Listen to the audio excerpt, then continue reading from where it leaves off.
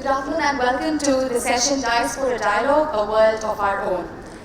Author of the novel The Carpet Weaver, about forbidden love set in Afghanistan, and a prominent activist, Sadat Nemat is the first native from Afghanistan to have campaigned for the LGBTQIA rights in the Muslim communities worldwide. Sadat has previously worked at the ABC News Nightline, CNN's Fareed Zakaria GPS, and the UN Chronicle.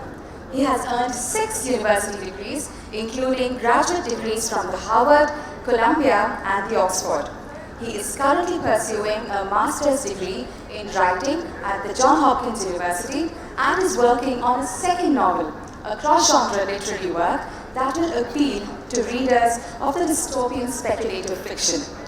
Joining Nemat is Anthonythasan Jesuthasan, the lead actor in Jagoria's Deepan, which won the Palme d'Or at the Cannes in 2015. He is also an exceptional writer and the author of 4 novels, several collections of short stories, and numerous essays, plays, and scripts. Also known as Shobhi Shakti, Anthonythasan is from Alekpiti, a village in the far north of Sri Lanka. A former child soldier of the liberation movement of the Tamil Tigers, he arrived in France in 1993, and his extraordinarily innovative work has been translated into French. With them, we have Tanushree Ghosh, who works in the technology sector in the United States and has a doctorate in chemistry from the Cornell University. She is also a social activist and a writer. She is a contributor to several popular e-zines such as the Huffington Post US and the Logical Indian. Many of her literary works have been featured in national and international magazines and included in anthologies such as The Defiant Dreams and The Best Asian Short Stories in 2017. She is the founder and director of Her Rights, a non-profit committed to furthering the cause of gender equality. And they are in conversation with Priya Balasubramanian, a graduate from the Christian Medical College, Vellore, and a gastroenterologist and a transplant hepatologist based out of Sacramento, California. Alchemy of Secrets is her debut novel, and her non-fiction works have appeared on NPR, Scoundrel Time, and Roar. Ladies and gentlemen, please join me in welcoming Sadat Nemat, Anthonythasan Jesuthasan, Tanushree Ghosh, and Priya Balasubramanian for Diaspora Dialogue, A World of Our Own.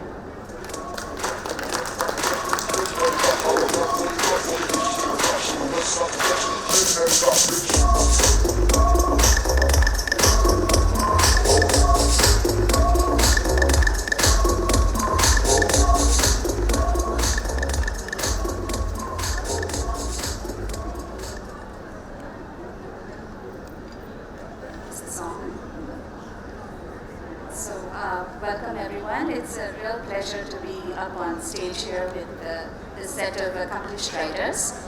And what we're going to have today is somewhat of a freewheeling discussion. We're going to talk about our worlds, because this, the topic for this session is really our world. But I think by being diaspora writers, we, in reality, we inhabit more than one world, and so we will talk about that first. So, to give everyone an introduction to these wonderful writers, I'd like to start by asking, the thing that unites us is that we moved from the countries and the cultures of our birth to new ones, right? For some of us, it was an ordinary progression of things. For some, it might have been more dramatic or even traumatic. And what I'd like to do is just talk about that decision.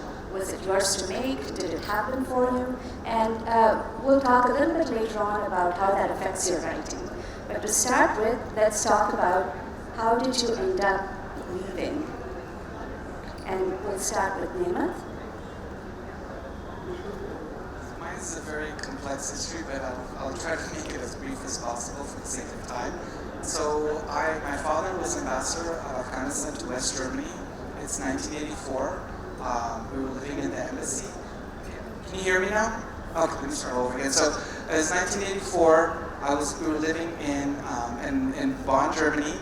My father was ambassador of Afghanistan to West Germany at the time, it was called. And basically, he received notification to return back to Kabul And my mom did refuse to have me, my older brother and younger sister to return to an Afghanistan of war and communism. She belongs from the Durrani Pashtun tribe, which they were not happy with the Soviet Marxists coming to control and stripping them from their land, their property, and power. So they were all fleeing and settling to the United States. So my mom threw out an idea, like, let's go move to the United States because, we have to think about our future. And my dad said, no, what are you talking about? I love my country, Afghanistan, and I'm willing to sacrifice my family for this cause.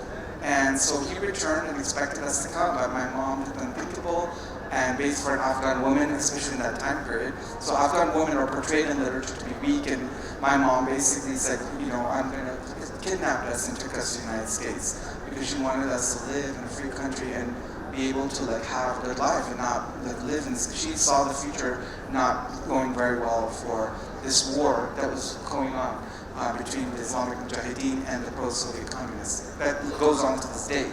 Well, the communists have been changed with the new power, but so that's kind of where I live. So I think that when a lot of people study the Cold War, I lived it in my own living room and living in exile. And then 32 years later, I returned to Afghanistan to be a professor of political science at the American University. And upon landing, I was immediately persecuted for being a practicing homosexual and a lapsed Muslim. But before that, the children of these strong men who were cheating and plagiarizing my course, they expected their gentlemen A's, and they were very upset that women and ethnic minorities were thriving, while they were basically bullying their way to get their grades. And us other Western professors were basically just succumbing to the pressure. And one of my colleagues, I said, why are you doing this? He said, well, your people, you're a Pashtun, you're an Afghan, I don't want to be a victim. So I said, no, I didn't come here to add to the corruption. I come here to create a new world. So I decided that so they accused me of being Christian evangelical missionary, Israeli Mossad spy, all these identities and nothing worked. So then they went after my lack of belief in Islam and being a gay person.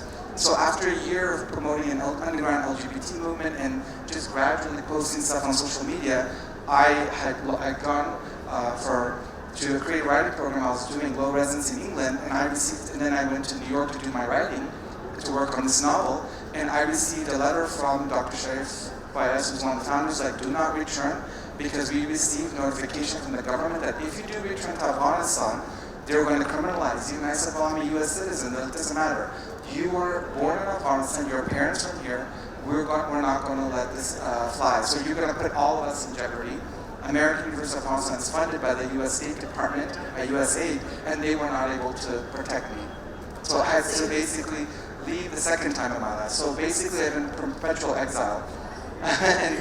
and so I'm persona non grata in Afghanistan, not welcome back here. My book is not welcome there. But I'm also unpublished in the United States. As I mentioned in the earlier session, almost 500 rejections. I've broken world records. Because possibly not. Yes. So I am at home in India. I have the saying that I'm a stranger in a strange land, and I always find problems here of which language I need to learn other than English. But I would say I'm Afghan by blood and birth. I am American by product and ingenuity, and by soul and spirit, I'm an Indian. That's beautiful. Thank you. And moving on from war and strife and persecution, I think I'd like to ask you, Anthony, about.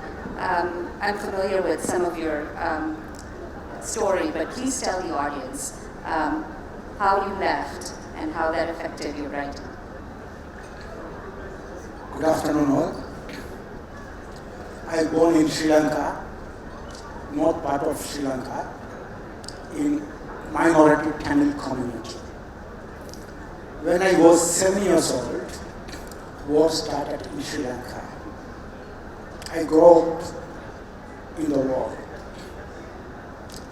In 1983, when I was 15 years old, there happened big riots against the Tamil community organized by Sri Lankan state. So our villages bombed. Tamil people killed by Sri Lankan forces in the street as a dogs. Therefore, I have left my study. that time I was completed my 10th standard. I have joined it with Tamil Tigers. So 4 years I worked with Tamil Tigers.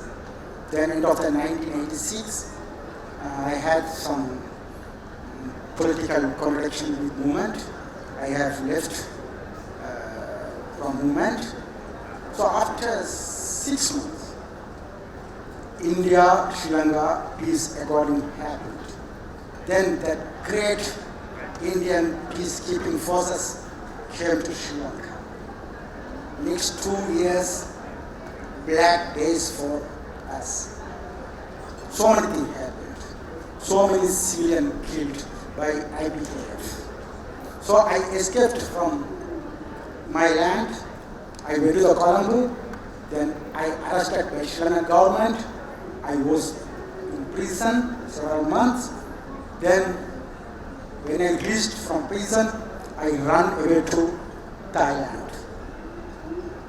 In Thailand, I was 4 years as a refugee under the UNHCR. That time I was 21 years old. But UNHCR accepted as a refugee me, but Thailand government not accepted. So I was illegal immigrant. No rights for work, no rights for travel, nothing at all. So I decided I should move somewhere. So in 1993, I find out the fake French passport. I traveled to Paris. So then, 1993 March, I asked political refugee status in France. Then 1994, they accepted me as a refugee. So my beginning days in Paris, very difficult days. I started my career as a dishwasher, cook, so kind of works. At the same time, I wrote books, short stories, novels in my mother tongue, in Tamil. So then 2014, I got one chance in French cinema. I did my first French cinema. That cinema became famous. So now last 10 years, I am working as a cinema actor and theater artist. That's it. That's a very powerful story. That is very moving and a very powerful story. I'm going to ask you about what you write about in a minute, but before that, we're going to talk to Tanushree. So, Tanushree, what were the circumstances of your becoming a diaspora writer? Or is this on? Hello? Hello, yeah. So, unlike the stories of Nemat and what we just heard, which was pretty tough to hear, I think my choice was pretty much voluntary. I was born and brought up in Calcutta, reasonably comfortable life, but I decided to move to the United States for doing my PhD, my doctorate degree, and mostly that was in search of freedom. I just wanted to be able to have a life where I will not have to ask anyone for permission. But unfortunately, I realized much later in life that freedom comes more from within yourself than where you are. For example, I have friends in the United States who have chosen to come back and they work in social work sector, which is what I also work in along with my day job, from very risky places like Jharkhand, and they write very freely of their opinions, but I have to worry a lot about what I post on LinkedIn, what I post on Facebook, even being in the United States, right?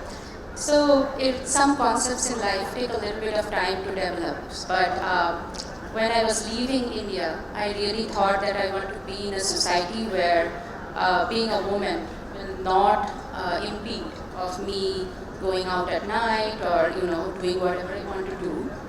The tougher decision actually was whether or not to come back to India, because for a long time I thought that I will finish my PhD, and I looked for jobs, started looking for jobs in India. I really wanted to come back here, work in the women's rights segment here.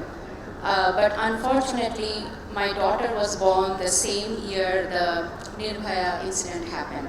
And at that point, I had to face actually a much tougher question about whether to come back or not. I did write about that in the Huffington Post, and I still don't know if the decision was correct or incorrect. It's a daily debate, only future will say, but I chose to continue to stay in the United States after that. So, Thank you for that. I think that's so we've all kind of moved. We don't have freedom of expression, no freedom to speech, no democracy, nothing at all. Therefore, I am in France. So, last 30 years, I never go back to Sri Lanka. My mother still in my village, alone, 78 years old. So, no space in Sri Lanka to critique to the government or any the kind of ethnic chauvinism, these huge anti-human rights things. So I have chance because I am in France, in exile. So I wrote number of books about human war, about human rights, about democracy. We need justice. So novels, short stories, political essays, film script and theater, always I talk about politics. And small part about refugee life in Paris. Now, if you come to France, nowadays, you can see thousands refugees sleep in the street. Yeah. Almost Europe closed the gates for the refugees. They suffer. Refugees, why they came to Europe? Not for big white man's wealth, nothing at all, but just save life Survival. and their children. But very disappointed about these Europe governments. They never welcome refugees. So my industry and my writings, my play, my films about that. So the act of living in France gives you freedom to speak about these things in a way that you would not have had before. But does it also help you deal with the trauma of what you've gone through? Does it make it easier? It's freedom of speech. I am not sure in future, but still today, Yes. I hope we have freedom. Okay, I don't know what about that great man who come to the power. I don't know what happened. So, Does it also help you to deal with, the separation from your mother, leaving your homeland, the emotions associated with that? Do they have a place? no, it's not helped. Yeah, it's a very bad memories and it's a pain. Yeah, I don't think so. With pain, how you can create one good literature? I don't think so. Well, sometimes pain gives rise to great literature. So many people like that, but I don't know. It's my own experience. All right. And Tanu, do you want to talk about that decision of leaving and your life in the United States and how that affects your writing? yeah, so you asked, I think, that would I be a different, or we be different writers if we were not diaspora population. I don't know if I would be a different writer, but I think I would be a different human being, definitely. Because I think that in my book launch, actually, someone asked me that if I knew what I know today, would I have still chosen to, immigrate? And I think that the answer is yes and no. Yes, because I do feel that moving to a different country and making a life there actually freed me of a lot of limitations that I had. I used to, identify less with the concept of being a human being or a global citizen and more with being a woman, being an Indian, lot of things like, being a Bengali and stuff. But now, what he talked about in what is happening in Europe with the refugees, in the United States with, the current president, and even in India, there's a lot of talk about nationalism. And I think we believe very strongly in the interest of the nations. But I think every day, can anything be in interest of any nation really if it's against the interest of the human population? And I don't think I would have thought in this line, if I have stayed and decided to not ever make a life outside of any nation. But the answer why no is because I also think that it forever splits you. To make a living anywhere, you actually have to live the life there. And I think it's very hard to integrate yourself into a whole person again once that has happened. So I don't know if I answered your question. You did, and actually that's a great segue into our next topic, but I want to ask Nemat to talk about how his being a diaspora writer affects his writing. It has to, right?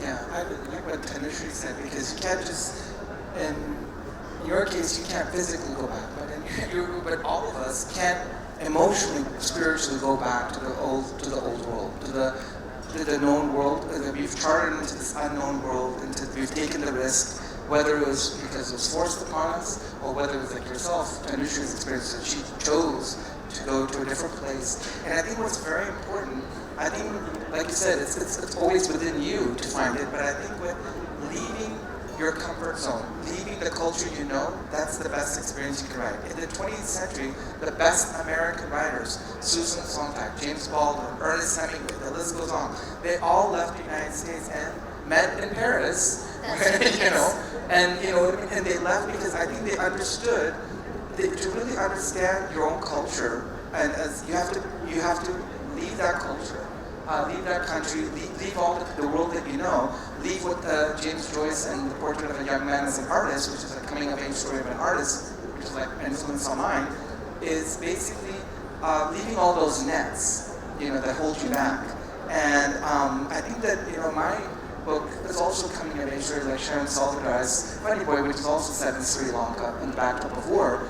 I think that also has an influence on your identity. Whether you leave, what kind of a migrant are you? Are you a political migrant, an economic migrant, or just somebody like yourself, who goes for an education and then chooses to stay there? There's many different experiences, and I think that whatever experience we choose, it all enriches us. And one thing I wanted to say, that's all I wanted to say in terms of my own experience. I think that I've left the African community because I left Anthonythasan, and I left the African community that I grew up in Southern California. By living in the East Coast the last 3.5 years, I lived in Washington, D.C. But now I'm actually spending most of my time outside of the United States. I'm on a 50-city book tour this year, and so my second book, it's set in the United States and Netherlands, so I think now I can write, my second book is not about Afghanistan, but I can write about American culture away from American influence, so really understand the culture that I was a marginalized minority. So my experience is very different than yours because, I grew up in the United States. I came of age after September 11th terrorist attacks when my adopted land goes to war with my homeland. And, I had to prove my loyalty to American culture, to prove that, I'm not like an Afghan Muslim terrorist, but I was also homosexual, deep in the closet, deep in the shadows. So it was a very difficult time for me, trying to navigate that kind of a world until I found my own freedom, my own, finding your own freedom and unshackling yourself from the mental freedom is the first biggest step. Once you do that, I think the rest of the journey is of course going to help with many stumbling blocks, but I think it's easier to do. And I think, and I suspect that writing is often a way to find ourselves within all those competing stories of who we are, which is one of the things that happens, right, when you leave from one culture and move to another one. And actually, I want to talk about this point that Tanu brought up, which is, the fact that you're always fragmented, that you feel like you are caught between two worlds, or the way I like to think about it is that you have a home in two worlds, that you can lay claim to both cultures in a way that you wouldn't be able to if you never left, right? And so that's the other thing I want to ask you all, and great point, Nemat, about all these great American writers who wrote about American culture were actually in Paris writing about America. So there's something about, I think, the distance that you get when you leave and you look back. That is quite special, and it allows you to examine things in a way that you wouldn't be able to do if you were right in the middle of it, right? So I think that's a great point. But talking about this idea that we're split between two worlds, or that we have two sides of ourselves.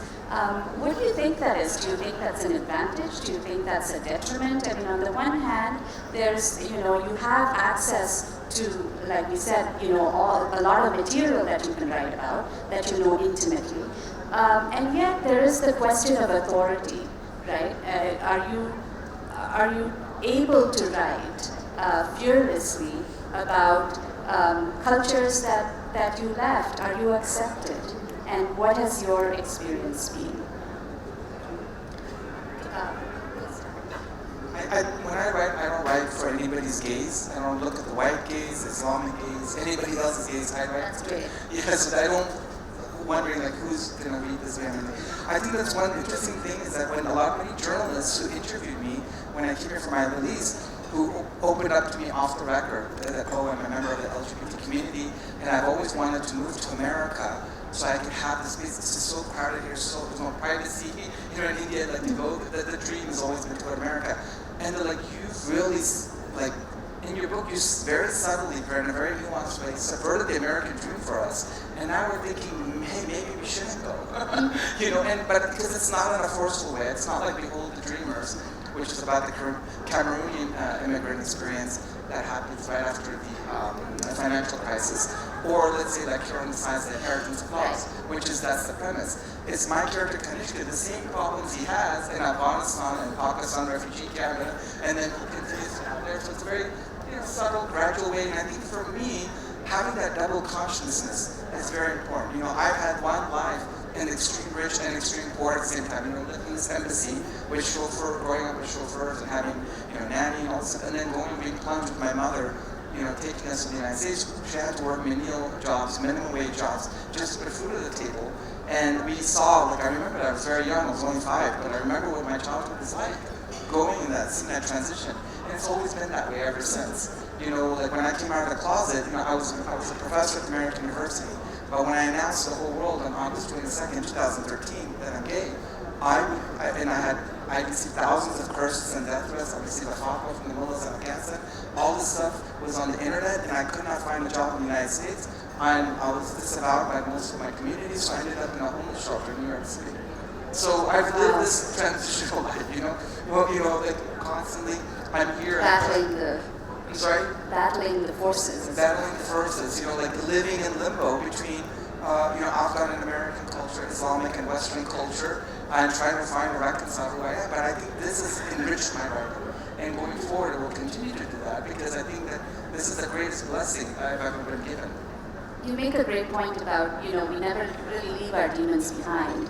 We think we go somewhere where, for instance, I used to think that feminism had a home in the United States, but, you realize that patriarchy lives everywhere. It just changes form, so to speak. So, which is, I think, similar to what you were saying before, Tanushree.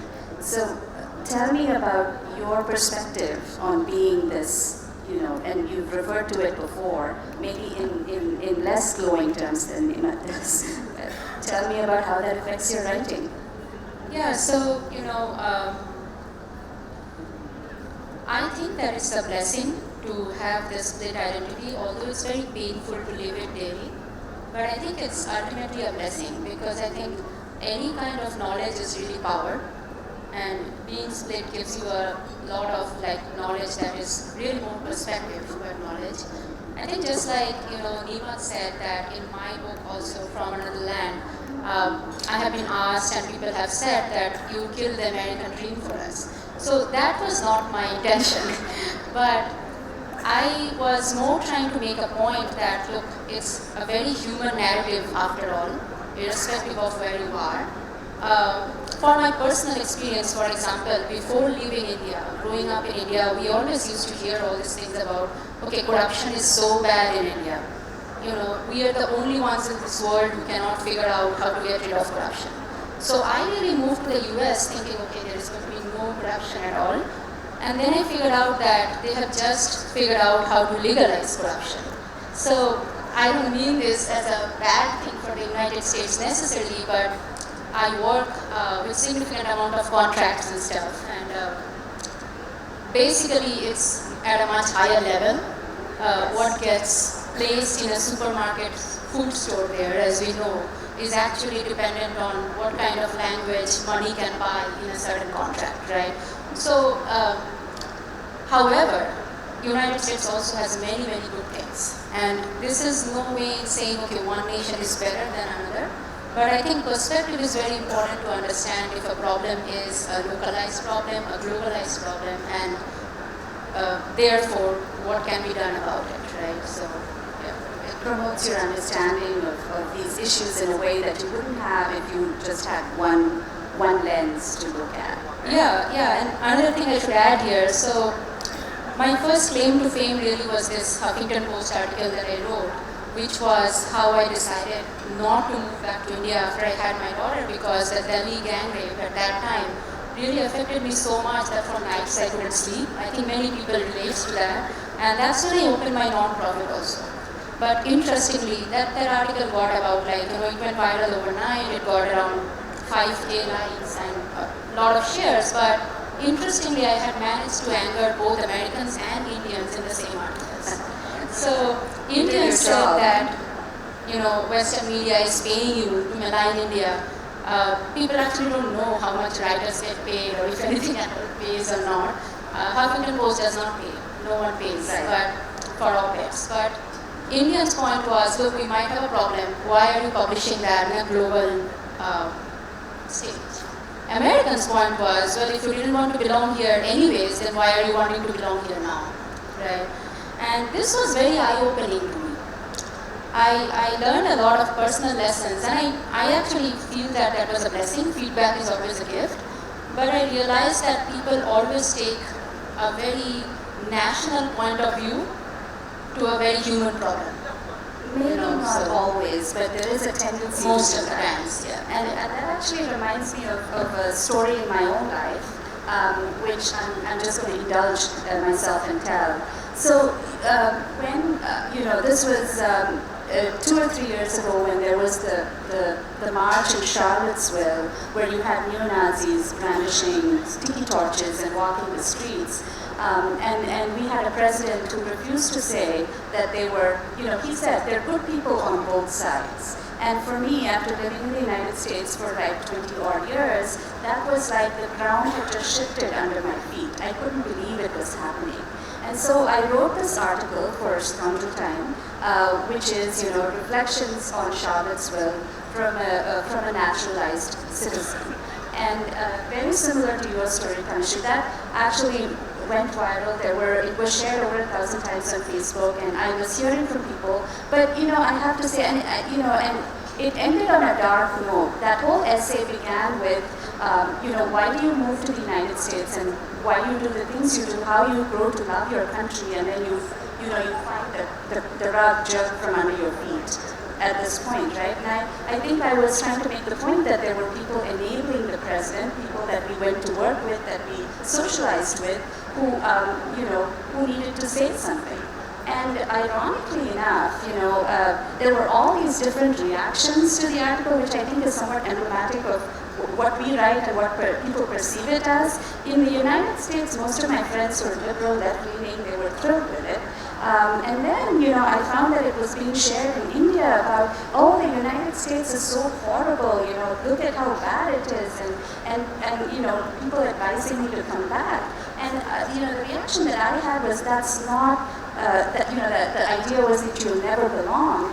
But I think that's not so reflective, maybe, of the message that I was trying to get across. So there was, definitely something lost in translation there. But anyway, Anthony, please tell us,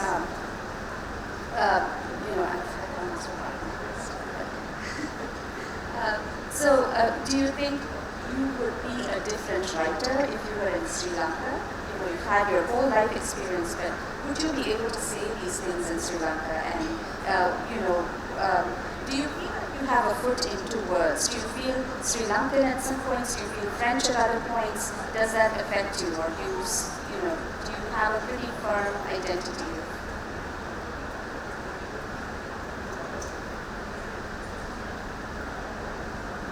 Really, I don't know what is my identity.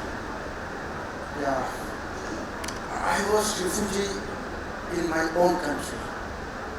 So I heard this word identity. But when I was 10 years old, in the street, all the Sri Lankan military asked us, where's your identity, where's your identity? Then Indian peacekeeping forces asked me when I was 15 years old, where's your identity card, where's your identity card? So in Thailand, in France, still now, everywhere. What is that identity? I don't know. But if I choose one identity, I should choose one identity. I am a writer. That is, I am a writer. You're a writer. Yeah. Last 27 years, I lived without any nationality, any passport, nothing at all. Can you believe? Now I am 51 years old. I never voted in the elections. So just last year I got my French nationality. Congratulations. Because it's very difficult to travel to my work. So now I am working in the cinema. So without passport, I can do anything. I lost so many chances. And I deported from several countries, including Toronto Film Festival in 2015, in Macedonia. So then I decided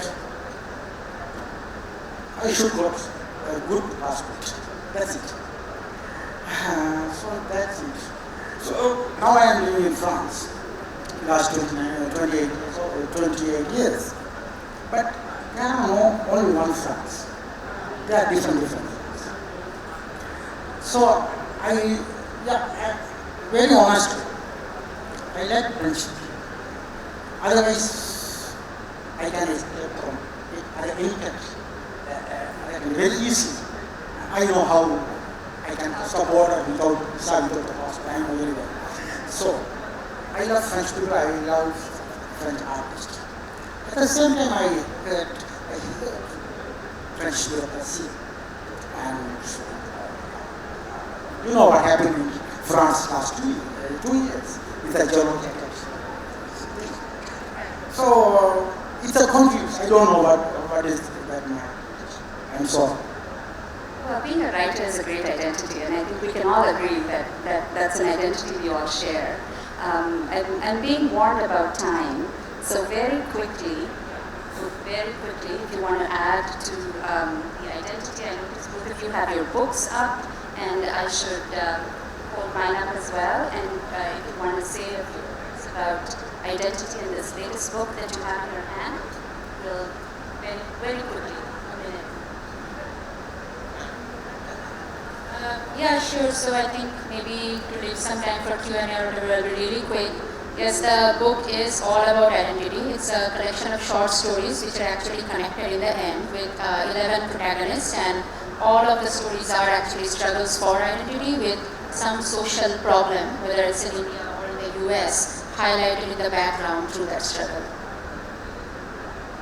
So yes, my book is definitely about a clash of identities. So Kanishka Durzada, my main character, is gay, ex-Muslim, and a Maoist. So he struggles against religious, sexual, and political persecution. And when he moves to Pakistan, he has to adopt a new identity, and of course the United States a different one. So yeah, my book is a continuous struggle about the clash of identities. I would say my own identity is somebody who doesn't know me, that I meet for the first time. The first thing they learn about me is that I'm a vegan. I'm a proud ethical vegan, and this is the tribe that I belong to. And I don't like belonging to tribes, but because for the sake of supporting animal justice right now, I found it hypocritical that I was supporting universal human rights for LGBT people around the world, especially in 68 countries where they're so criminalized, but I'm not doing anything. I was a vegetarian, so 3.5 years ago, I evolved, I became a vegan, and that's the first thing people learn about me.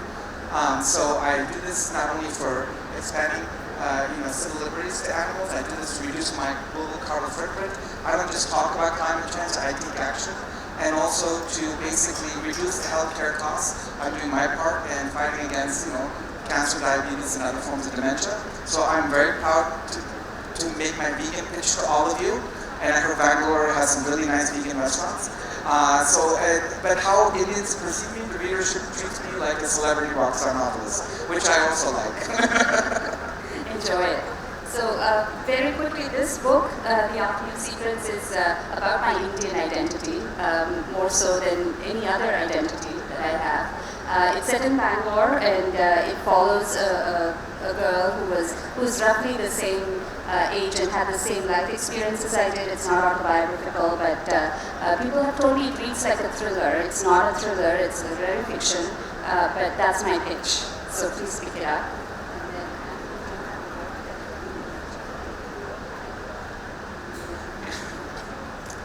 So,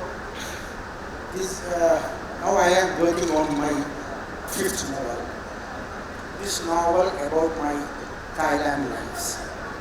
So, Were you in prison in Thailand?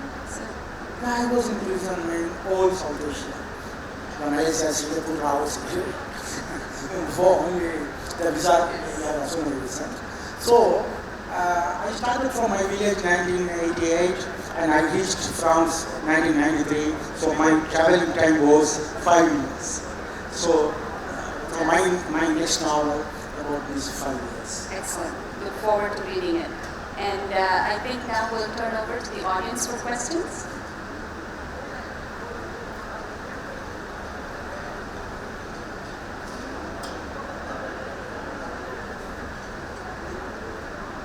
I have a question to Nemat. Since you know America very well, you live there. Why in America, which claims the greatest democracy of the world, never elected a woman to the White House? How do you analyze what's wrong with them? It's for what of trying.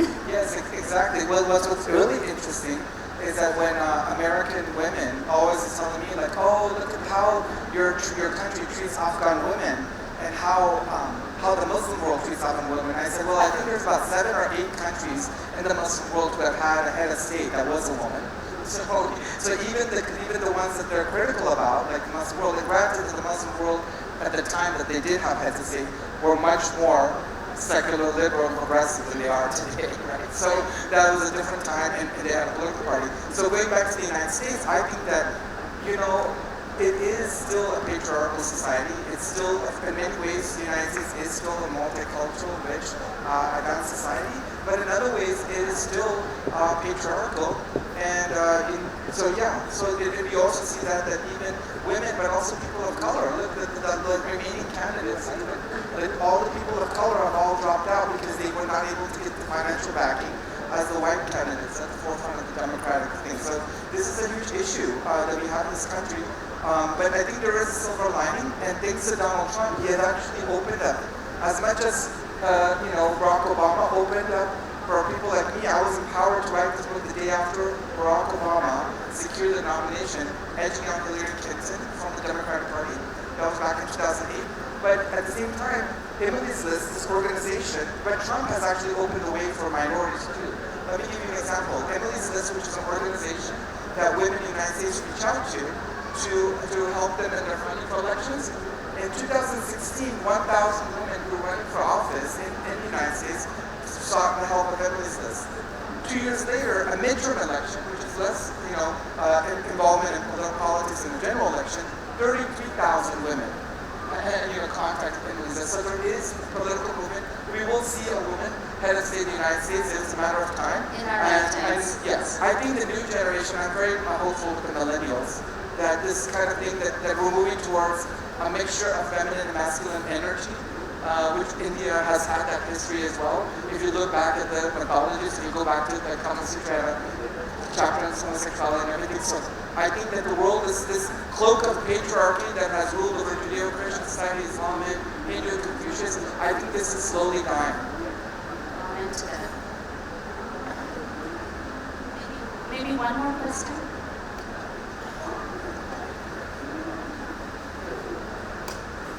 Hello. I kind of asked for a better panel of people to talk about the diaspora of dialogue. So like you, I've shared like some part of the stories from all of you, to be honest. Torn between worlds, I've been living in the Netherlands for 4 years. I just got back and got my other gun finally. I've been I've been in a limbo right now, trying to find out a connotation of home. As a writer by myself, I'm just trying to figure out like where should I put my foot down, and it's been like tearing me apart. I've come here to like work on the social service, NGOs, but I'm trying very hard to find a place that I could call home. So what are your thoughts on that? See, I think that if I'm very honest with you, this struggle will never go away. But I always feel that home is wherever you are at that moment. So you have to find home within yourself. No nation will give you the answer. No job, no occupation will give you the answer. That's at least where I feel. Okay. Yeah. Also, like, I believe that we need something to ground ourselves. It could be family, it could be religion, it could be anything. So, as a writer and as a humanitarian here, what do you think? Is there a necessity to ground yourself to someone or something or someplace? I do think family is very important. One of the main things I struggle with in the United States is being separated from my family and connections, but I do not think any kind of limitation or dependency on any kind of identity, whether that's religion. A lot of people in the United States find solace in church. I think the same is here in religion. I don't think that's a good thing to do in the long run, but that might be my personal opinion. So, I definitely know, based on what Tanushree has been saying, that, and I can probably speak for all of us, I think we all have a transnational identity at this point, right? So I think that is the best place. I mean, that's why we're having this session on diaspora writers, because I think the transnational identity is the fastest growing identity. It's growing faster than the national identity. That's why nationalism is trying to hold on, whether it's here in the Modi era or Trump era or whether, because people are realizing that there's a birth of something new coming, and they're trying to hold on to it, and I think that's what's happening. A backlash to globalization, which is what we represent in some ways. So, thank you to my excellent panel, and good luck with your writing. Thank you. Thank you so much, ladies and gentlemen. Please put your hands together for Nemat, Sadat, Anthonythasan, Jesuthasan, Tanushree, Ghosh, and Priya Balasubramanian.